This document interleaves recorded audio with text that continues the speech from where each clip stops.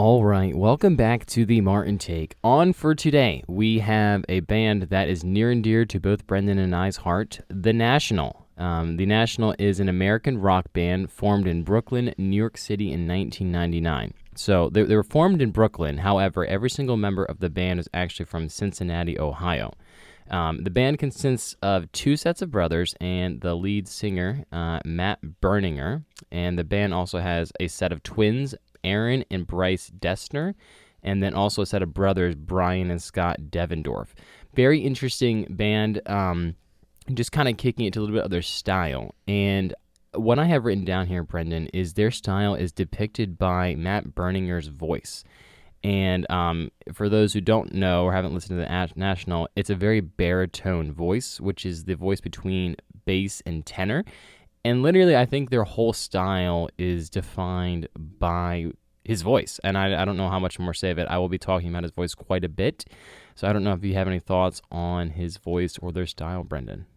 Yeah, I would agree with that. I think it's very much the band style is very recognizable by his voice, and there's a very distinct musical style too. Yeah. But they It's very go so flat. hand in hand. Yeah. It's so It's very combined. interesting because it's like the baritone voice, in my words, is very flat. It's like very even keel. Like it's kind of that level between bass and tenor, which is kind of an interesting spot.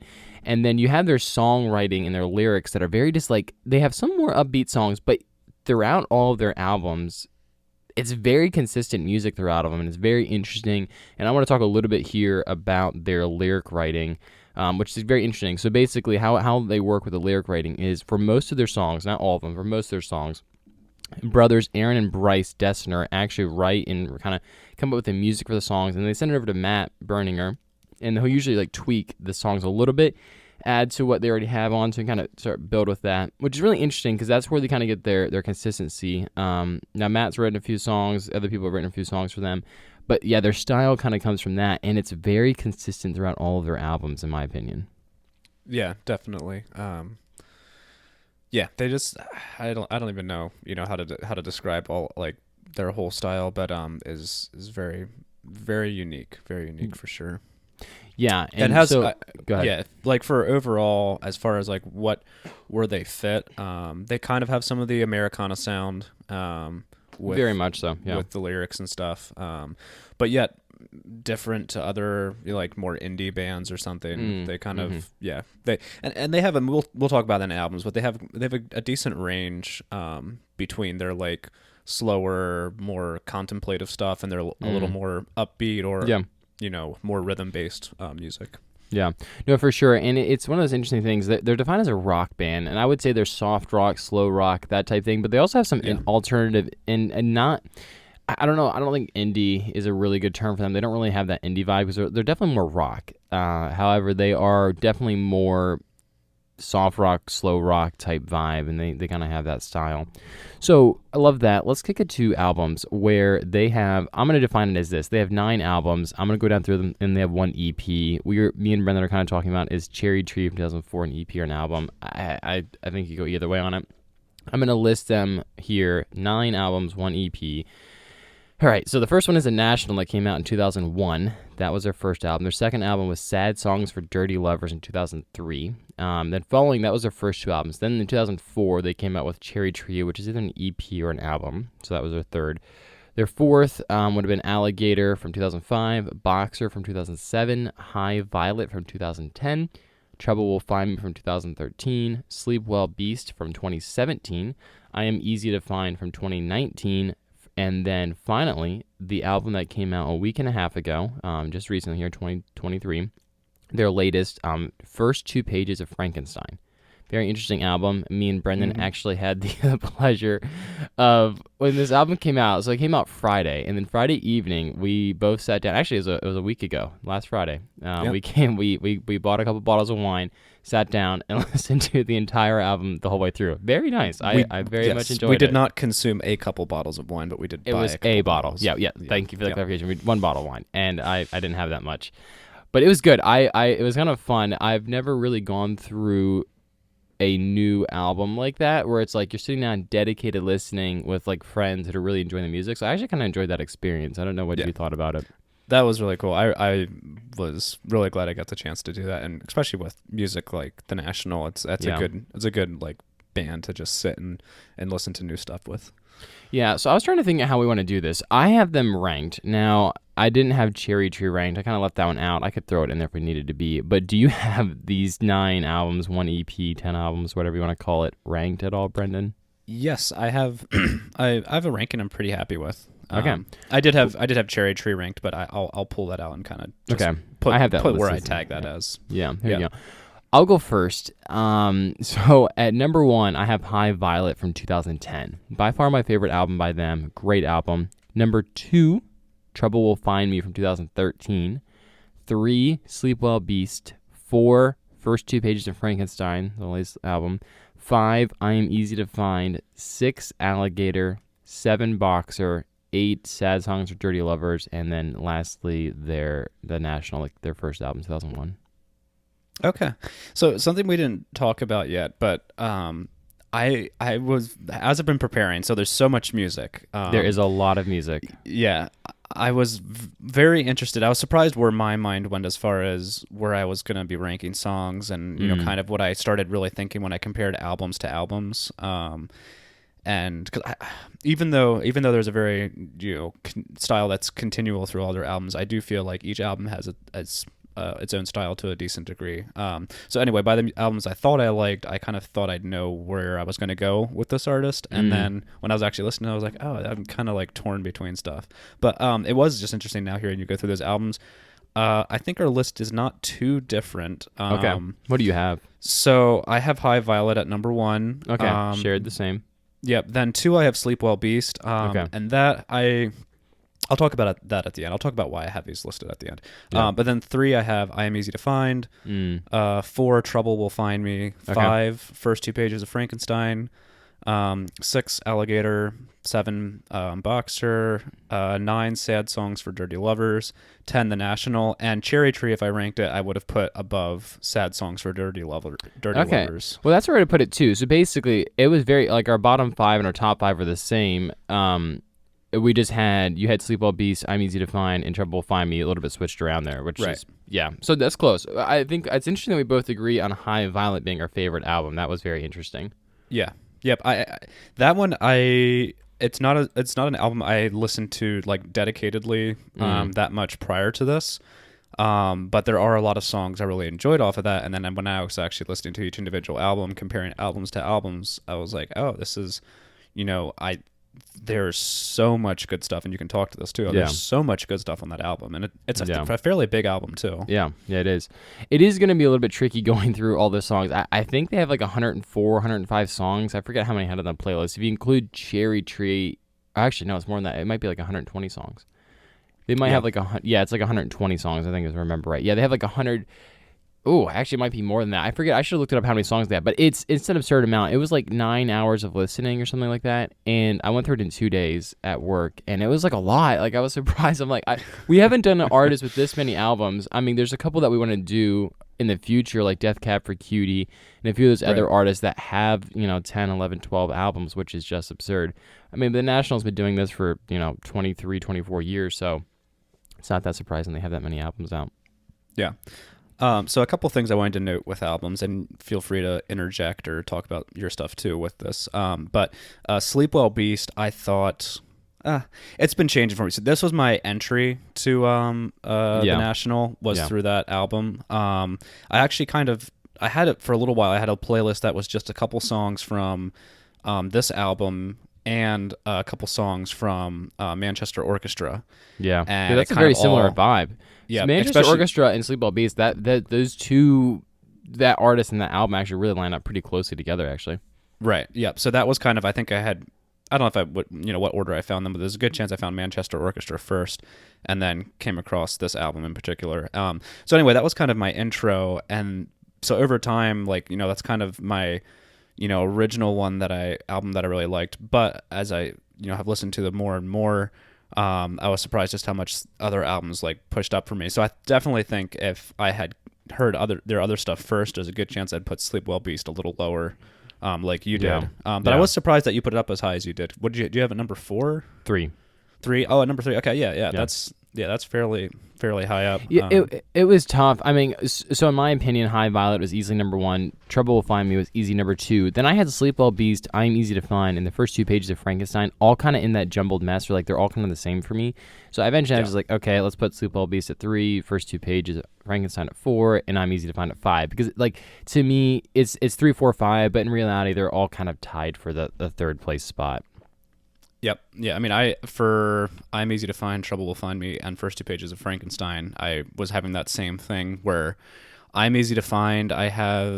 It's a really cool sounding album. I think he had done a like short film with that or something, and that was all part of a thing. And that was really cool. And so it has like, I don't know, there's a unique sound of that. And then the first 2 pages of Frankenstein, I actually, as I've continued to listen to it, which you could speak to this too, I've continued to like it more and more like over the past week because I've heard it a few more times. So it's the key thing with new music, especially for me, and I don't want to project on you here, but basically whenever I hear a new album, I'm like, it's fine. And then as it grows on you more and more, and that was the nice thing about doing that listen through that we did last week, Friday night, and then going through it this week.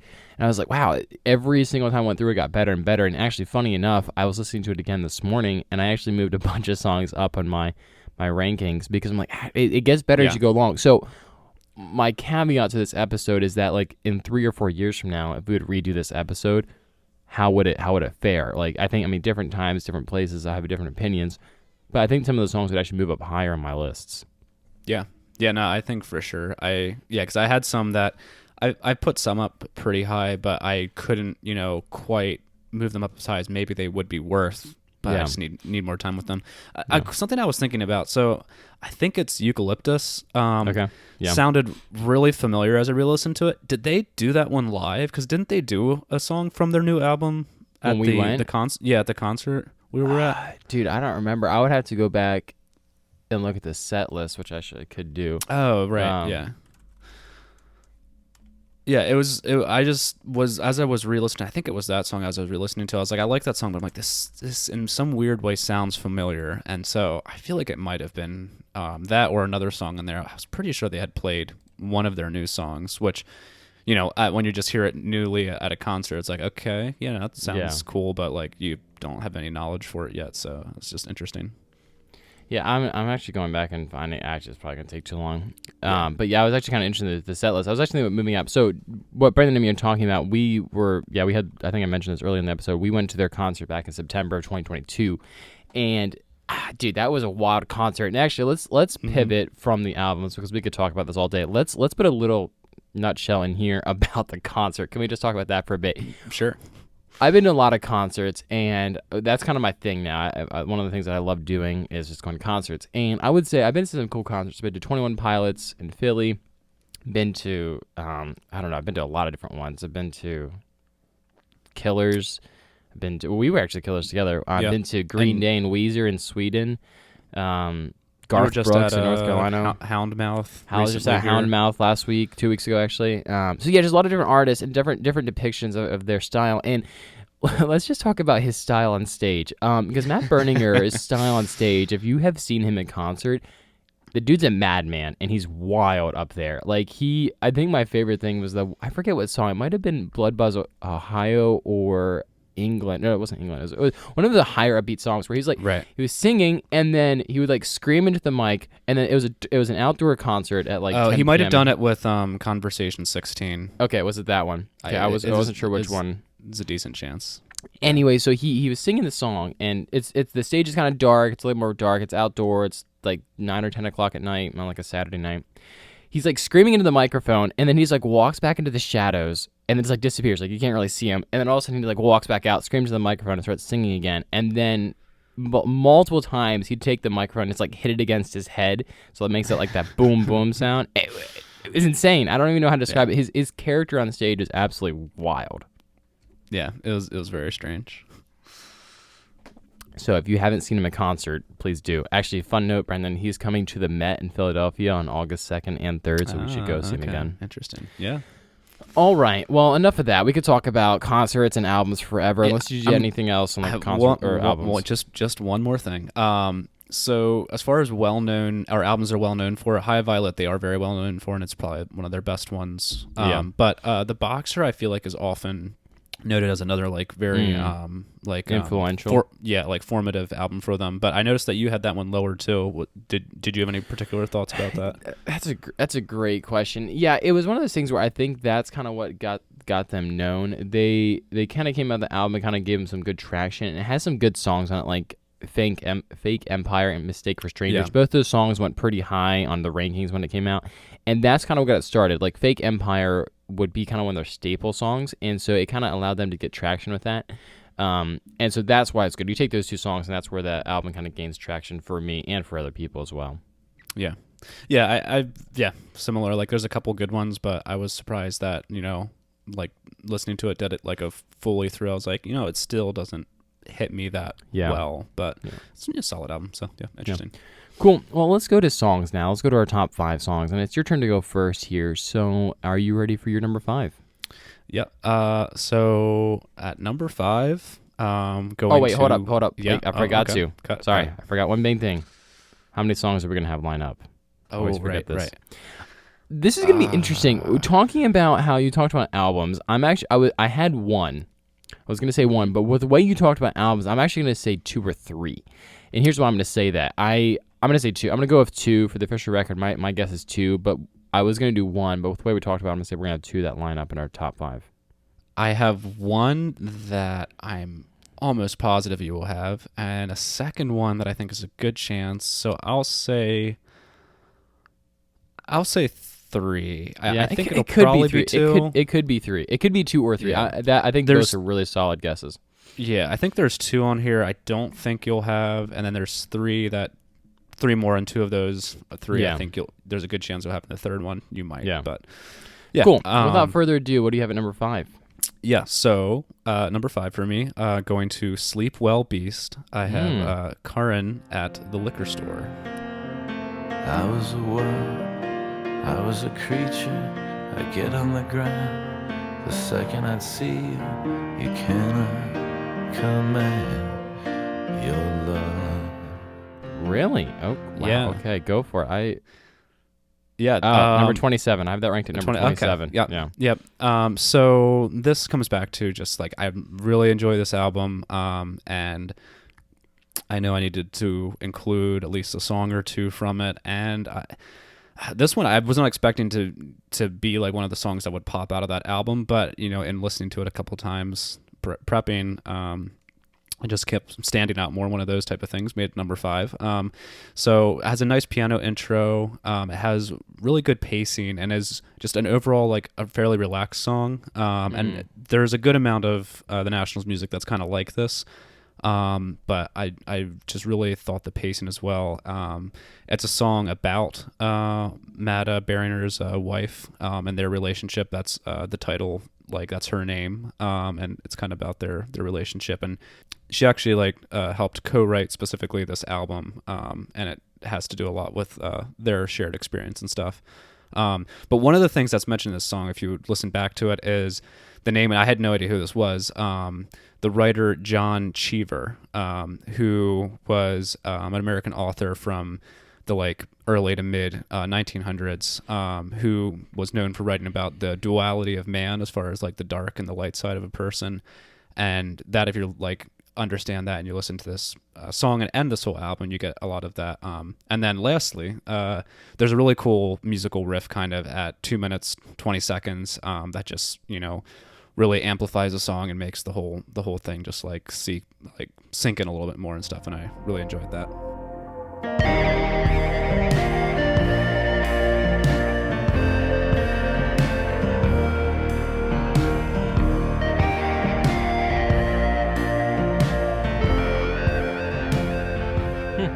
That's an interesting song. Like I said, I had it at number 27. It's a good song. It's just, I think a lot of the songs kind of blended together for me.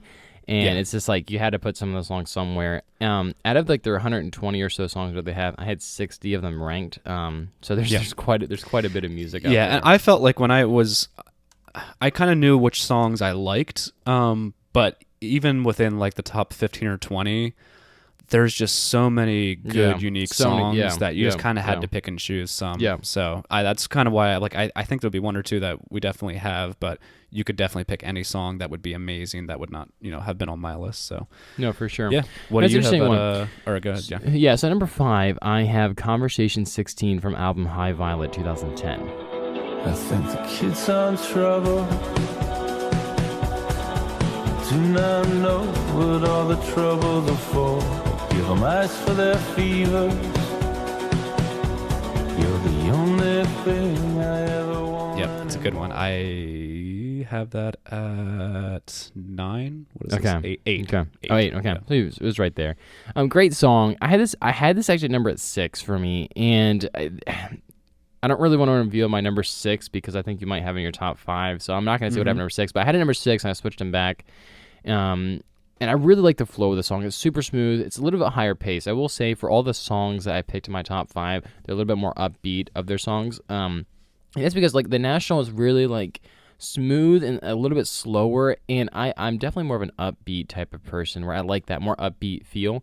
So all of the songs I did choose are definitely more high upbeat songs that I've been a fan of for a while, and this was one of them I just really enjoy. The song talks about the Conversation 116. I don't know where the names are very interesting, by the way. I'll get to that with my number 4 song. The song's talking about the singer going through like a mundane life and starting to hate his life. It's a very interesting lyrics. I just kind of walked through that, and I was looking up a little bit, and just it's a very interesting song. So if you get the chance, go through the lyrics. It's a very interesting song to go through the lyrics on. The lyrics are very strange. I would agree. And actually a lot of their songs, their lyrics are crazy, and I'll talk about that with my next song as well. But yeah, number 5 was Conversation 16 from High Violet. It's a great song. Now we'll leave the silver cities, all the silver girls gave us black dreams. Leave the silver city to all the silver girls. Everything means everything. Yeah, no, I floated around like where I'd place that song, but I think that was one of the ones they did live too. Yeah, they did this one live for sure. That is it's such a unique song. It is. It obviously like it wasn't quite like a staple song for me, but I really appreciate the sound of that song. It's a crazy one, but my number 4 song is "I Need My Girl" from Trouble Will Find Me. I am good, I am grounded. Davy says that I look taller, but I can't get my head around it. I keep feeling small. Okay. So this is one of the ones I thought you could have. So no, I have it at 19. 19. Okay. That song, dude, go for it. I have stuff to say. Okay. So it's kind of a classic song for me as far as, just one that kind of keeps coming back, and I don't know why I love it so much, but it's just, it just kind of works. The like chorus of "I Need My Girl," like that line, the way he sings it, the way it's performed musically in the background, it just comes off perfectly. I need my girl.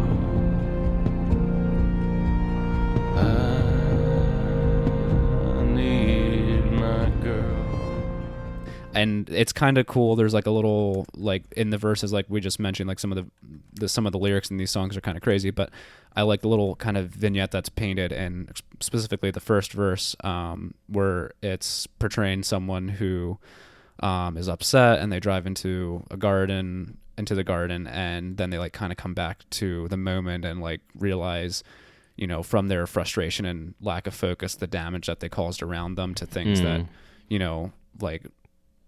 that just kind of like, plants and all of that is just there, and it doesn't get to choose what happens to it. And so it's just, I don't know, stuff like that was kind of cool, but it, like, you can just gloss over that and listen to the music, but like there's still like little pictures like that are painted. Yeah. And it's definitely like a very catchy song, a little odd, and just kind of sticks with you. No, it is one of their songs. It is one of their staple songs too. I don't know. For that, like I said, I had that number 19, and it's a really good song. There was a couple things I was like, it's just not quite vibing with me right now. So, it's a good song. I enjoy it. So I had 19. Like, the songs I had around it were like really, really good songs too. So I don't hate it. It's just like not one of my favorite songs. I don't know. I just have like this little, It's a good song. I really like it. So. At my number 4, and just a side note before we get my number 4, I did pull up the set list from the concert we were at, and they did play Eucalyptus, and they did play Tropic Morning News from their latest album at that concert. So they actually played 2 songs. Oh, they did play the Tropic Morning News? Yeah, they played Tropic Morning News. I didn't remember either one of them, actually. So yeah. that's this little caveat which we can get into later. So I have the set list pulled up here that we can talk about a little bit later. In other news, at my number 4, and this is a song I'm going to be very intrigued in where you have it at, but number 4, I have Don't Swallow the Cap from album Trouble Will Find Me 2013. Cold light breaks behind the houses. I don't see what's strange about this. Tiny bubbles hang above me. It's a sign that someone loves me. I can hardly stand upright. It's not on my top 15. Wow. I don't know. I don't remember. That song name does not sound familiar right now. I feel like this is one of their staple songs, but maybe I'm not. Similar to Conversation. Okay, yeah, 16. I have it. Yeah, it's on my bigger list, but okay. yeah, I don't have it ranked anywhere. Similar to Conversation 16, I love this upbeat song, and it's so good. Matt Berninger's voice in this song is one of my favorites. The flat baritone voice just hits me so good, and I think I'll talk about that quite a bit. It's just his voice really brings some of these songs in different meaning, and we talked about it a couple episodes ago with I forget which artist, but it's like all of these artists, like what differentiates an artist from another artist, like what makes one artist good, and a lot of it just comes down to how well do you like his voice, or the singer's voice, whether it's multiple people or one. And what makes the National stand out among any other artist out there is Matt Berninger's voice, and this song is a really good one for that. Song doesn't have much meaning, and this Don't Swallow the Cap, I thought it was like a more in-depth meaning, but I was researching it this morning, and Matt Berninger has no idea where the name came from. He's like, I kind of liked it. He's like, I'm not sure if it was like my son putting things in his mouth and I was like taking care of him, so I'm like, we'll just go with that. He doesn't really know, but he wasn't sure. So there's just kind of an interesting thing. But yeah, he says like the song doesn't have much meaning, which I think is an interesting thing, because I feel like he's the type of guy that would put a lot of meaning into his songs, but some of them he does, some of them he doesn't. But yeah, it's a great song. Don't Swallow the Cap at number 4 for me is what I have. Yeah, I just listened to a sound bite of that, and that is a really good song. It is a song I really like. I think because of that title, it never really stuck in my brain that it's attached to that song. But it's definitely a cool one. They opened up the concert we were at with Don't Swallow the Cap at the concert we were at, which is dedicated to, this is just saying what setlist.com is saying, it was dedicated to Matt's great uncle who died under a bridge. I don't know what that means, if there's any meaning to it, but it's interesting. And if you want to see me cry, play Let It Be. Oh, never mind. So, what do you have at number 3? Or sorry, 3. Yeah, yep, we're at 3. Number 3, The System Only Dreams in Total Darkness from Sleep Well Beast. Maybe I listen more than you think, and I can tell that somebody sold you. We said we'd never let anyone in. We said we'd only die of loneliness. Number 22. Number 22. Yeah, We're not gonna have any of that lineup at this point. we have one. I think you think? have to. I don't know. Find out. There is so much music though that it's hard. Like when you're talking about 120 songs, you're talking about some of them, and we think very differently. Yes. So that's very interesting. Yeah. So like I've said before, Sleep Well Beast was my entry into the National, and so I'm always gonna have like a special spot in my heart for that album. But this song is really good. It's a little less like, I don't know, artsy or whatever. Like it doesn't sound as like uniquely a National song. But it's still really good. It has a lot of energy. Yeah. And has like a good, like there's kind of this like little guitar like thing that's done in the background randomly throughout the song. Too much attention, also no other faith is light enough for this place. We said we'd only die. And that kind of like just spices it up a little bit more and makes it sound really good. And it has a great song name, The System Only Dreams in Total Darkness. I mean, like, it's a wild name. This is a very long but a very cool sounding name, and like lyrically and everything is just. I appreciate the whole vibe of this album, and I think this song just really does a good job of showing that, and really enjoyed that. Yeah, it's an interesting song. It's one of those songs that, similar to you, this album was really where my introduction to The National was. And this is actually one of my favorite songs by them. But it's like, as I kind of got into more of their albums like Trouble Find Me and High Violet, it's like some of the songs, they're still really good. They're just like, in comparison to the rest of them, it's like, wow, there's a lot of good songs. So it's a good song. I really like it. Again, just had to start putting songs somewhere. I think that one is unique to me, and it's probably not I could probably have put a technically better song there, or whatever, however your opinion is, but it's a song that means a lot to me. So I was like, I have to put it on the list.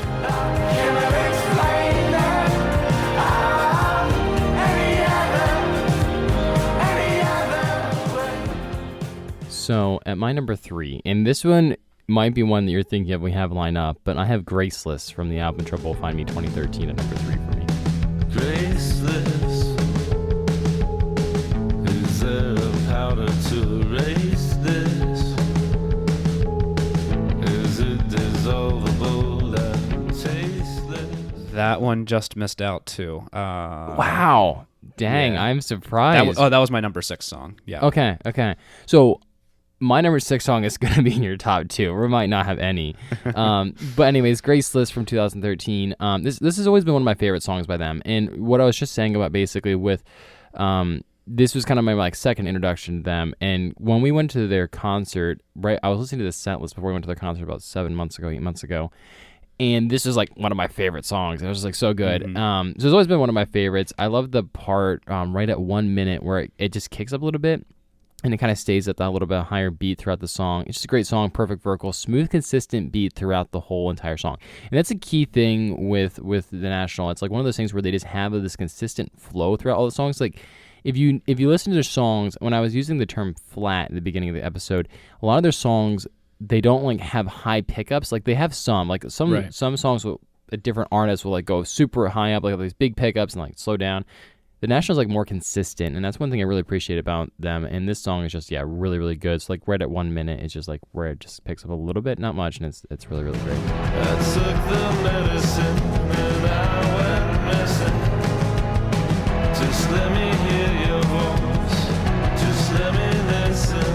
Graceless. Yeah, definitely love that song. You said you number 6, right? But it's just number 6 is just a really solid song. Yeah, that's great. So, I said 2, you said 3. So 3 is not going to happen. But can we have our top 2? I don't think they're top 2. I think you're going to have. Yeah, I know you're going to have my number 6 and number 1. So let's go to your number 2. Yeah. So my number 2 was my third song that I thought you could have. Okay. And that is "You Were a Kindness" from High Violet. I was in a fog. I didn't notice everything was coming all apart inside of me. You Were a Kindness. Oh, okay. Nope. All right. Well, it's a great song. Number 38. Okay. Yeah. The intro is perfect. It's not a real long intro, but it just gives you like an anticipation for the song. Just the way it plays, I just instantly know what song it is. And as usual, Matt Berringer's voice is excellent. The whole song has and I was noting this. I thought I was going to pick more upbeat songs, and I think that's what you're doing. But as I was listening, I was just like, the ones that really stick with me and mean a lot to me are some of these slower songs, and this one is kind of like too. It's a little more understated.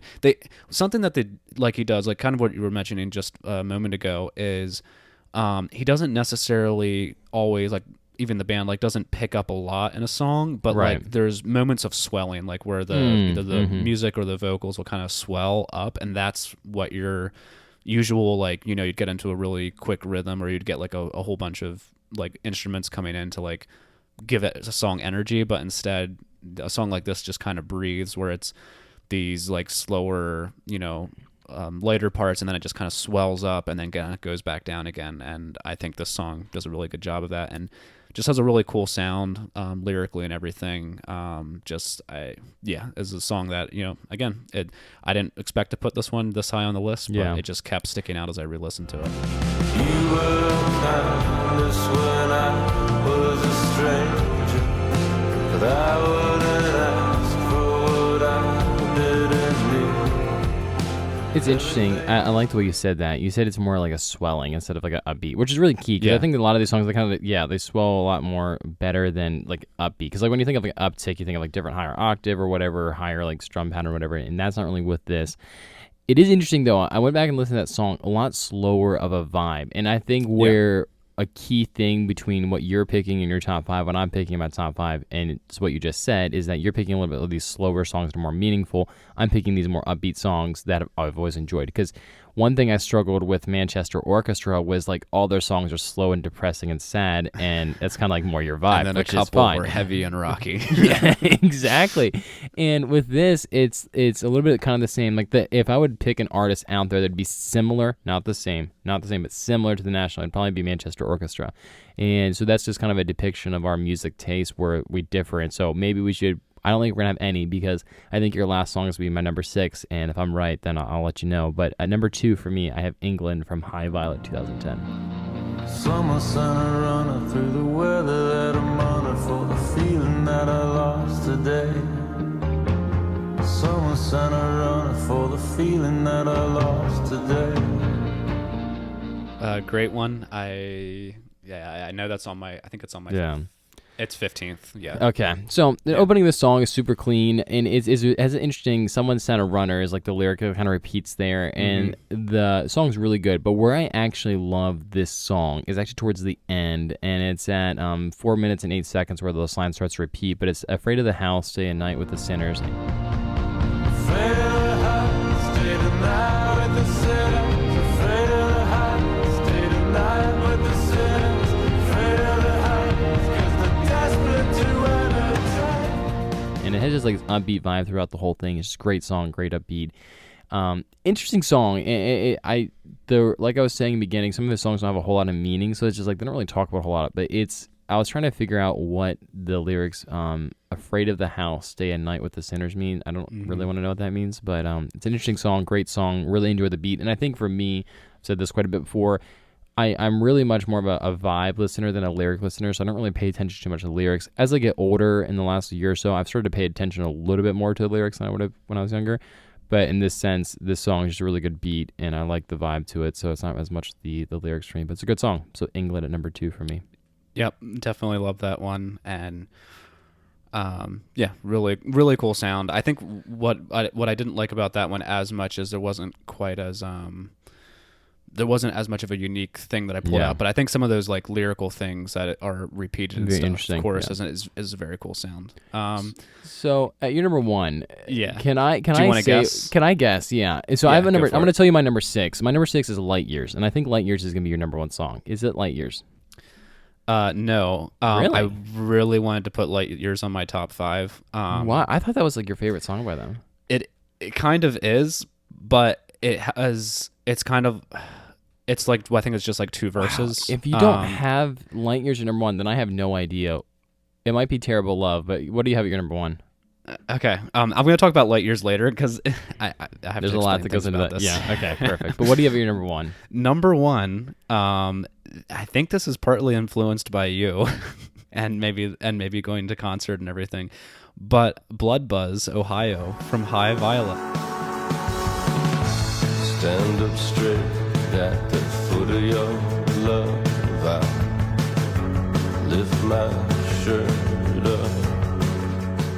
Let's go. See, Let's right? go. That's what I have was at the my one- number 1 as well. That's my number 1. It has to be on your list. Yes, that is their best song for sure. That's wild. Yeah, So we didn't have I don't- any that lined up to our number 1s. Wow. Right. Well, talk I don't about know it. why. I don't know why this one has came back and gotten me, but because even like a year or 2 ago, I would have said, "Oh, the System of Only Dreams and Total Darkness is very likely like my favorite song."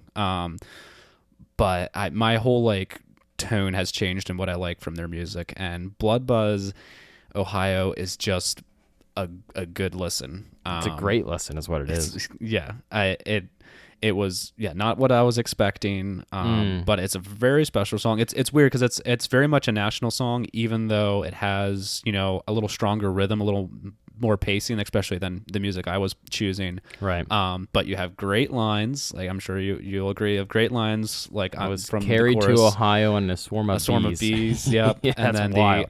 I'm on a blood buzz. Yeah. And all that goes with that. It is a great song to sing along to. It's a great song to just vibe and enjoy. And yeah, weirdly perfect is kind of how I would describe it.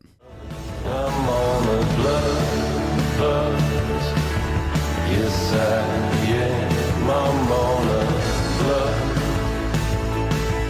buzz. It's a great thing because for me, I also had my number one as well, and this is why I love the album High Violet so much. But for me, actually, going into this episode, I actually didn't know what I was gonna put in at my number one, and I kind of had an idea. Like, there's a lot of different songs. Like, I could have maybe put Graceless or there. And going into it, I'm like, dang, like, I got to be Blood Buzz Ohio because it's the combines everything you love about the National, right? With the vibe, the music, Matt Berninger's voice, and then just wild lyric writing, like you already mentioned. But like the I was carried to Ohio in a swarm of bees. Like, what does that mean? And I don't know, and I didn't look it up. But yeah, this is one of my songs, and singing along to it, and they played this at the concert. I'm trying to think if they was, let me look it up, it was towards the end or beginning, but one of my favorite, they played at number 3, so they played Don't Swallow the Cap, Mistaken for Strangers, and 3 at Blood Buzz for Ohio. Great song, and I'm glad you had it number 1. I'm gonna give myself a little bit of credit here, because if without me, I don't think you would have had this song at number 1, because I'm always playing this song. Definitely. I definitely heard it a few more times than I would have otherwise. I still owe money to the money. To the money I owe. I never thought about love. When I thought about home, I still owe money to the money. To the money. It's a phenomenal song. So that's interesting. So do you have anything more on that before we kick it to our 6 through 15 list? Yeah, I did just note something when I was like prepping for this song that I think is throughout. But so when we were at the concert, they had 2, I think it was trumpet players like dedicated in the set, like in the band. And I was like, oh, that's interesting. I never really thought of them as like having that much trumpet sound in their music. And then ever since then, I've been noticing that like, oh, that's actually in more of their songs than I ever really like would have thought about. And this being one of those where it's kind of, I think, just in the background.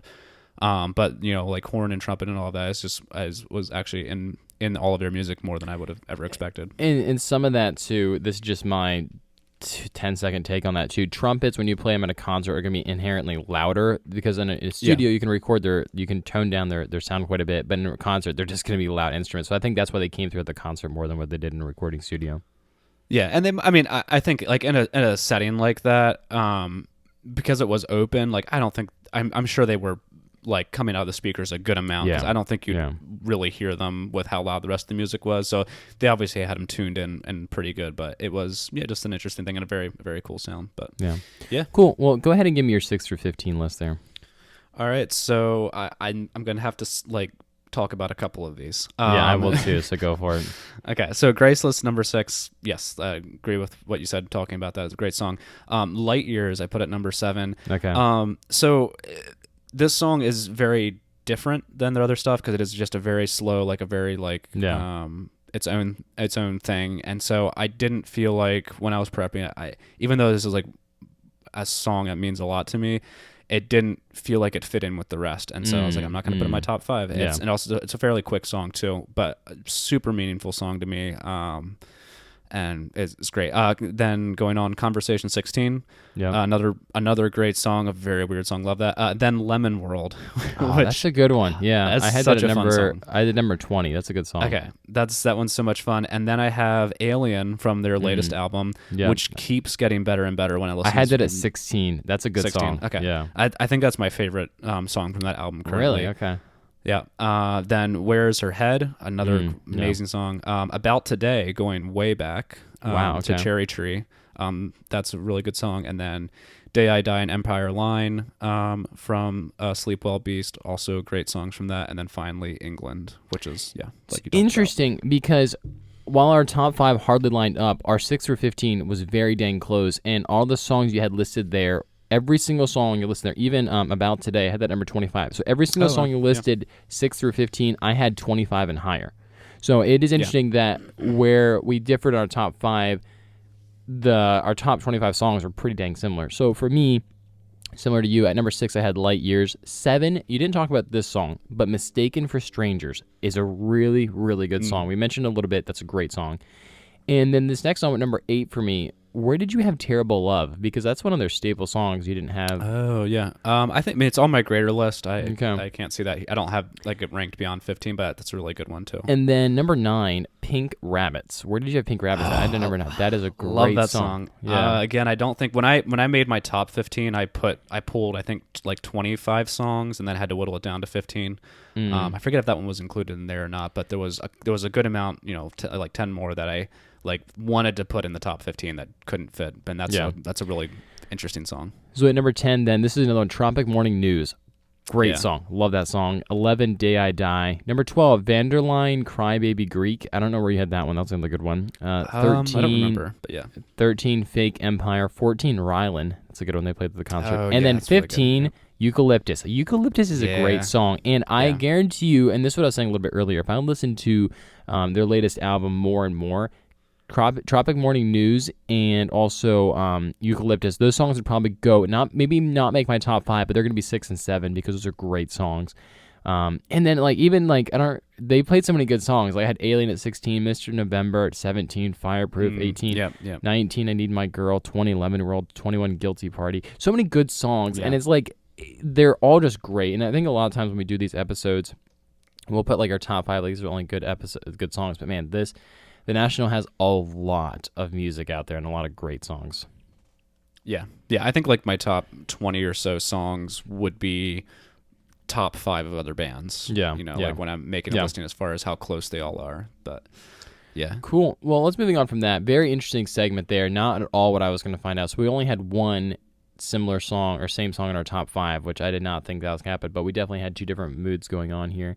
So kicking into our latest segment here, where do you listen to this artist? And I'll let you go first because I have an interesting take on this one. Okay. This is probably going to continue to be the Conrad's special segment because there's a little bit to figure out or what? Well, there's so many like I kind of just like an artist comes in, an artist goes out. I don't have a ton of artists that are very locked to a particular mood. Can I speak into this then? Because this is what I have for this artist. So where do I listen to this artist? This is an interesting one for me because I was having trouble thinking of a place where I actually listen to the National specifically. Like I could tell you about 90% of my artists where I would listen to them. This one's a little bit interesting. They are actually more of a mood listen for me. And what I mean by that, it's not a time, not a place, but it's just a vibe. It's more of a vibe that I want to get and where I'm at. So whether I'm at home, on a road trip, traveling, or whatever I'm doing, it's typically what I just want to chill out. And what the National is really good for is just chilling out and vibing to, because they're not like, if I'm trying to get amped up, I'm not going to listen to the National. If I'm trying to be like sad, I'm not going to listen to the National. If I'm trying to just like, bro, this is a vibe, I'm just trying to chill, I'm listening to the National. So it's more of like not time and place, it's more of just like what the state of being, if that makes sense a little bit more for me. It is a very, like I noticed with they're this a band, mood listen for sure. Right. They don't fit into, like the like hyper amped up category or even so much in the like super slow and contemplative. They have some of that, but I kind of, just if I just want to be present, if I'm working, if I'm just kind of wanting something that I can listen to and enjoy, but not like overtake my mind or something like that. Like it's just a really good solid band to be listening to, which I mean there's kind of an answer, but it's not really like you said a place or anything or a thing I'm doing. It's just kind of a state of mind of I just want to be present and I want to kind of be half paying attention to the music but not have to be wholly pulled into it or anything. No, that's cool. So moving to takeaways here, and I have a couple different things here I want to go through here, but the first one is, would you go to their concert? And I think that's an obvious yes. We've been to their concert. Yep. I want to go back. Do you want to go to their? It's August 2nd and 3rd. I think they're at the Met in Philadelphia. Do you want to go? We'll see. Okay. We'll see. I'm down to go. It was a good time to go in the once. Before you get into your takeaways here, and I want to give this. I'll go back to you, then I'll finish it on mine. But the interesting thing here, I don't know. Did you go on their website at all? Did you go on their website? I may have, but I didn't think anything of it. What did you notice? If you go onto their website, it's actually AmericanMary.com. Oh, I did see National. that. Yeah. So do you know why that is? I saw that mentioned. I mean, I'll let you explain it. So basically, when they were coming up with the name The National in 1999, they were trying to figure like what They were trying to think Yeah, of a I saw name this that too. doesn't mean anything and all that stuff like that. And Yeah. then they came with the National, and they're like, "Oh, we'll change it later." Never changed it. Stuck with it. They love it. It's great. But with that, they're like, "Well, we don't want to. We want to pay homage to one of our first albums." So "American Mary" was one of the songs on their first album, and I had it ranked at number 56. So it's a kind of an okay song, and for me. And they so they called their website AmericanMary.com. So if you go to AmericanMary.com, it's actually the National's website. So just a little shameless plug to their website. It's very interesting. Yeah. But go ahead and give me your takeaways, and I'll kick it back to me, and then I'll talk about my takeaways, next artist, and how you can reach out to us to give us some feedback. Yeah. So something I was noticing, especially when doing the album ranking, is, we talk about this every time, so I guess we'll talk about it again. That their early stuff is not what either one of us like. That's at Yeah. the bottom. Yeah. But then when I got upper on my album list, we've talked often about kind of, even if you don't like the early stuff, then there's usually a progression if you like the newer stuff. Right. My top ranking, I go from 2005 to 23 to 2013 to 19, 17, and then 10 is my number one. It's kind of all over the map. Yeah. And so it's just very odd to me. They've been consistent the whole way through, especially since the box are on. The albums have been fairly consistent, and the musical has all been great, but the what stands out and what do I really enjoy does fluctuate from album to album, which is so rare because usually a band kind of develops, and I feel like they've been making music for long enough that they've had a chance to I think Sleep Well Beast was a choice, was the kind of the furthest they went in one direction, but then they didn't progress in that direction or stay there or even go way more pop or alternative or anything. They kind of going to I Am Easy to Find was a jump in a different direction. And then their most recent album, it's kind of going a different direction too. So Right. It doesn't have such a natural progression like other bands do. But we talked about, they have this many albums, but yet all of them are really good. And yeah, it's just an absolutely great band, and it's cool that they have that the lyrics and the whole sound is so meaningful to me and meaningful to many people.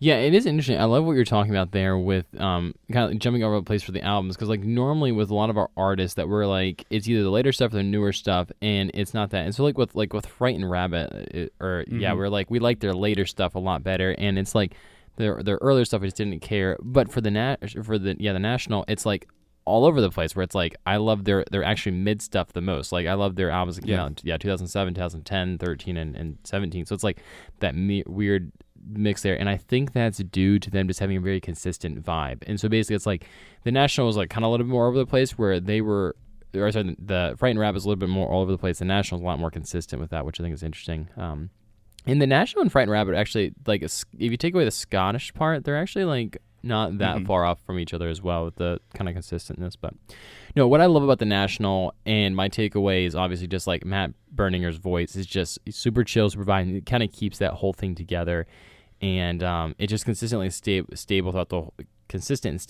whole, all of the songs. I mean, they have so many songs. I don't know that many artists that have this many songs.